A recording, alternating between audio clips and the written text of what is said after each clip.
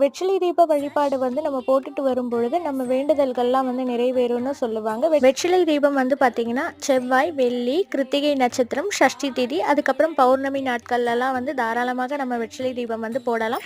வெற்றிலை தீபம் வந்து போடுவதற்காக 6 சுத்தமான வெத்தலையை வந்து கழுவி எடுத்துட்டு அதோடைய நுனி பகுதியில் வந்து சந்தன குங்குமம் வந்து வச்சுக்குங்க.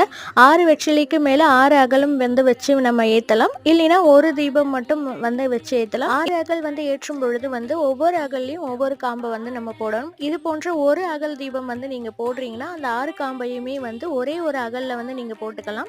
சுத்தமான பசுநெய் இல்லைன்னா நல்லெண்ணெய் வந்து ஊற்றி ஏற்றலாம். இந்த வெற்றிலை தீப வழிபாடு வந்து தொடர்ந்து 6 நாட்களோ இல்லை 6 செவ்வாய்க்கிழமை 6 வெள்ளிக்கிழமை இது போன்ற கணக்கு வச்சு நீங்க செஞ்சுட்டு வரும்பொழுது உங்களுடைய வேண்டுதல்கள் எல்லாம் வந்து கண்டிப்பா வந்து நிறைவேறும். வெற்றிலை தீபம் வந்து போட்டுட்டு முருகருக்கு பிடித்த கந்த சஷ்டி கவசம், கந்தகுரு கவசம், வேல்மாறல் இது போன்ற பாடல்களை வந்து நீங்க பாடலாம். கண்டிப்பா ட்ரை பண்ணி பாருங்க. நல்ல